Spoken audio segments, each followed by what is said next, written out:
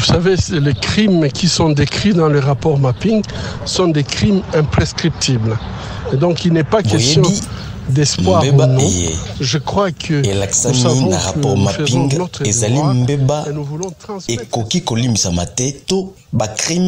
Imprescriptible yango ezalité likambo ya kozala na eliki ya tote donc il n'est pas question d'espoir ou non. Je crois que tosengeli kosala bongo tolingi totikela yango mpe lokola na bana ba ekolo Congo démocratique natina ete mokolo moko sembo esalema mpona bango mpona nga nakanisi ete nazali kosala eye nasengeli mokolo moko je fais mon devoir et ce sont des crimes qui un jour le droit sera dit. Sika bokanisi kosala nini pona komema ata ONU ata baimolongo kotia na mosala makambo to pe mikano miye mizwamaki na rapport mapping wana. Ce n'est pas à moi, je pense que c'est au peuple congolais de réclamer la justice. Ces films, c'est un outil qui peut être utilisé par tout Congolais qui veut finalement que, en fait, la culture de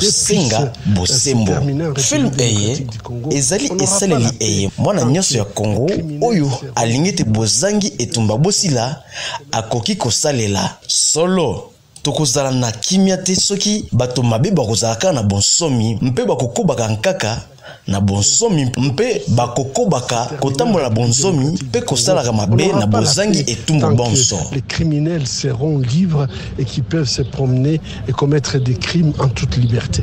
Olandaki ya noto bieno ya mbulamatari mokonzi ya mboka bengi bato kopesa mayele pona kotala soki esengeli koba na etat de siège atia uto koleka mobu moko soki pe kokiko obongolama abengi bato banso kopesa mayele kasi ya yo mayele okopesa yango ezali nini le banano. Moi, je pense que j'ai déjà donné ma contribution. On voit très bien que l'état de siège a échoué. Je pense que cet échec, c'est un constat tout simplement qu'il faut faire. Nakanisi ete nasi na pesa makanisi mangai. Et mona ni polele ete état de siège elongite. Beaucoup isami boye bozali kaka likambo esengeli kondima. Kasi tokokite kokoba na mapinga maye soki tosalite oyo ebengami vetting nakanisi ete soki tokobi na mapinga mai makilamaki sima na brassage na mixage kasi tobongoli te bizaleli ya basoda baike nakanisi ete tokokoba kozwa kaka makambo mazali kokomela biso.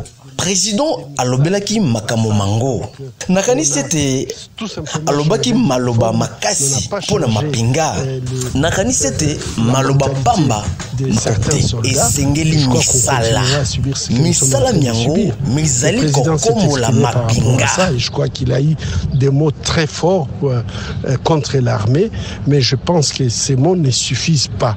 Il faut des actions et cette action-là, c'est l'assainissement. Si je l'ai dit, c'est l'assainissement de l'armée. Il faut avoir une armée professionnelle, une armée. Mais na lobiango, ezali ko sukola mapinga. Esengeli ko zala na mapinga professionnel.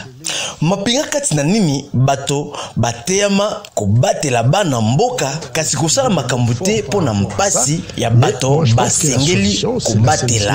Nakanisi président alobaki makambo ya makasi pona yango. Kasinga nakanisi eyano ezali nde kosokola mapinga kozala na mapinga républicain to mapinga maekolo mazali na basoda bateyama mpona kobatela kasi konyokola te bato basengeli kobatela formé pour réprimer la population et qu'elle est censée protéger.